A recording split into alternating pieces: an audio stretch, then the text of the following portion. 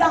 ये साधना भारती पूछना चाहती है कि आजादी की क्रांति का कैसा अगस्त माह है जब बलात्कार करने वाला तो 1 साल बाद भी खुला घूम रहा है, आजादी में मदमस्त घूम रहा है, और दूसरी तरफ एक पीड़ित को भी बंधुआ मजदूर की तरफ बंधक बनाकर रखने का काम किया जा रहा है। और हमारे समाज के किसी भी सत्तासीन निर्वाचित नेता ने, चाहे वो सांसद हो, चाहे विधायक हो, चाहे मंत्री हो, चाहे पूर्व मुख्यमंत्री हो, किसी ने इसके लिए आवाज तक नहीं उठाई। अरे धिक्कार है ऐसे चुने हुए सजातीय सांसदों, विधायकों, मंत्रियों की सोच और समाज सेवा पर, धिक्कार है ऐसी सोच पर। आज साधना भारती ये कहने के लिए आई है, मैं खुद नहीं कहती, आज मैं समाज के लोगों से पूछना चाहती हूँ, क्या उस शिवपुरी की साधना भारती आज पूछना चाहती है, साधना भारती आज आपसे पूछना चाहती है कि ये पहली घटना है क्या? शिवपुरी के अंदर अभी आपने सुना होगा 18 अगस्त 2025 को एक गरीब परिवार के लोधी युवक को पुलिस हिरासत में बर्बरतापूर्ण बेरहमी से पीट कर पुलिस के द्वारा मार डाला गया और पीड़ित परिवार की कोई पुकार नहीं सुनी गई। जब आप जैसे कुछ जागरूक स्वजातीय बंधुओं ने धरना प्रदर्शन किया तब मात्र 4 पुलिस वालों को हटाया गया। अरे हटाइए मत, जो हत्या के आरोपी हैं उन सभी पुलिस वालों को बर्खास्त करके जेल भेजने का काम कीजिए, ये हमारी मांग है, साधना भारती आज कहना चाहती है। और ये मध्य प्रदेश तक घटनाएं सीमित नहीं है, लेकिन उसके बाद भी मुझे समझ में नहीं आता किन घटनाओं पर मौन क्यों साधा जाता है, चुप्पी क्यों साधी जाती है। अरे साधना भारती का तो बचपन परम आदरणीय मध्य प्रदेश की प्रथम महिला मुख्यमंत्री रही सुश्री उमा भारती जी की गोद में बीता है। मैं उनकी गोद में खेली हूँ और 2003 में पिछौर में मैं आई थी सम्मेलन में, और उस समय आदरणीय उमा भारती जी के समक्ष ही मैंने अपनी अंतरात्मा की आवाज पे कहा था कि आदरणीय उमा भारती जी मध्य प्रदेश की प्रथम महिला मुख्यमंत्री बनेंगी, और ये सच साबित हुआ। वो मध्य प्रदेश की प्रथम महिला मुख्यमंत्री बनी, मध्य प्रदेश की प्रथम महिला मुख्यमंत्री बनी। और उसके बाद जब भोपाल में सम्मेलन हुआ, यहाँ से भी हजारों की संख्या में लोग गए होंगे, उस सम्मेलन में आदरणीय उमा भारती जी के बड़े भाई आदरणीय स्वामी प्रसाद लोधी जी ने मुझे विशिष्ट अतिथि के तौर पर वहां आमंत्रित किया, और वहां मेरा उस समय वक्तव्य उमा जी के सामने हुआ था। उसके बाद सन 2008 में सागर के बंडा में आदरणीय उमा भारती जी के साथ फिर से मुझे मंच साझा करने का अवसर मिला, और उसके बाद उस समय मैंने आदरणीय उमा भारती जी से उसी मंच के माध्यम से कुछ सीधे सवाल पूछे थे। आदरणीय उमा भारती जी ने मुझे उस मंच पर मुकुट पहनाकर सम्मानित भी किया था, वो मुझे बेहद स्नेह करती हैं, मैं उनका बेहद सम्मान करती हूँ।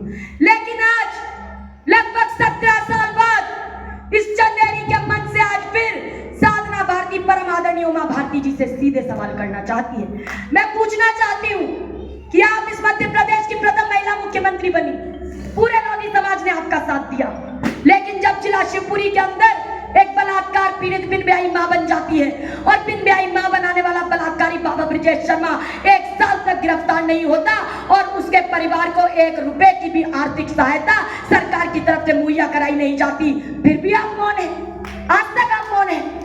दिनेश लोधी को 18 अगस्त 2025 को पुलिस के द्वारा बर्बरतापूर्ण पीट कर मार डाला गया, उसके परिवार को 1 रुपए की आर्थिक सहायता सरकार ने मुहैया नहीं कराई, फिर भी आप मौन है। अरे इस मूडरा के अंदर एक अमानवीय घटना हुई, हमारे समाज के लोधी बेटे को मल मेला खिलाने का आरोप लगाते हुए वीडियो वायरल हुआ, और उसके परिवार को रक्षा और सुरक्षा देने का काम सरकार ने नहीं किया, उल्टा उसे बंधक बनाकर उसी के घर में रखा गया, फिर भी आप मौन है। 2024 के लोकसभा चुनाव में आदरणीय उमा भारती जी को भाजपा ने अपना राष्ट्रीय स्टार प्रचारक नहीं बनाया था, उसके बाद भी आदरणीय उमा भारती जी ने आदरणीय सिंधिया जी को अपना भतीजा कहकर उनका हाथ पकड़कर पूरे गुना लोकसभा क्षेत्र के लोधी समाज से वोट मांगने का काम किया था, और इसी लोधी समाज ने वोट देकर जिताने का काम किया। तो फिर आज क्यों आदरणीय उमा भारती जी उन्हीं भतीजे का हाथ पकड़कर इन अन्याय का इन पीड़ितों को न्याय दिलाने का काम क्यों नहीं करती? साधना भारती का सीधा सवाल है। आदरणीय उमा भारती जी, आप अलीगढ़ जाती हैं, सम्मेलन में भाषण भी देकर आती हैं, परंतु वही अतरौली के अंदर हमारे ही समाज के सरपंच को जिला बदर करके गांव में पूरा जुलूस निकालकर घुमाया जाता है, उसे अपमानित किया जाता है। साधना भारती पूछती है, अमित शाह जी को भी तड़ीपार किया गया था, परंतु क्या किसी ने गृह मंत्री अमित शाह जी का जुलूस निकालते हुए देखा था? क्या कहीं देखा था जुलूस निकालते हुए? लेकिन हमारे को जिला बदर किया गया तो उसका जुलूस निकालकर उसे अपमानित करने का काम किया गया, फिर भी आप मौन रही। और तो और ऐसी जैसे शिवपुरी में घटना हुई 18 अगस्त, वैसी निधौली कला में एक नाबालिग समाज के बच्चे को पुलिस हिरासत में पीट कर मार डाला गया और उस बच्चे के परिवार से 50,000 रुपए की रिश्वत लेने का आरोप उस परिवार ने लगाया। बेचारों ने ब्याज लेकर 50,000 रुपए अपने बच्चे को छुड़ाने के लिए दिए। वो 50,000 तो वापस मिले नहीं, बल्कि उनका बेटा चला गया और 50 रुपए की भी आर्थिक सहायता उस परिवार को नहीं दी गई। और फिर भी आज भी आप मौन हैं। मैं पूछना चाहती हूँ कि ये मौन कब टूटेगा आदरणीय उमा भारती जी। साथ ही साथ मध्य प्रदेश में जब घटना होती है तो हमारे और दो लोग हैं, आदरणीय प्रहलाद पटेल जी, आदरणीय धर्मेंद्र लोधी जी, ये भी मौन साथ जाते हैं। अरे समाज ने आपको चुनकर भेजा है कि जब जब समाज के साथ कोई अन्याय हो तो आप आगे आकर उस अन्याय के खिलाफ लड़ाई लड़ने का काम हमारे साथ करें। तो आप बताइए, क्या आप इन सवालों का जवाब नहीं चाहते उमा जी से? तो हाथ खड़े करके बताओ कौन कौन जवाब लेना चाहता है। आदरणीय उमा भारती जी, ये जितने सोशल मीडिया पर अगर कोई लाइव कर रहा है तो देश भर में आवाज जा रही है।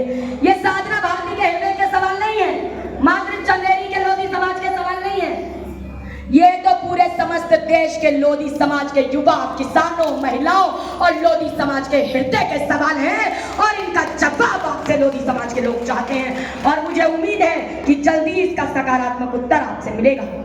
मैं समझाना चाहती हूँ, आपको बता देती हूँ, ये समाज की आज जो दिशा और दशा है ना, इसे देखकर एक दृष्टांत याद आ जाता है। इतना अन्याय हो रहा है, इतना उपयोग हो रहा है और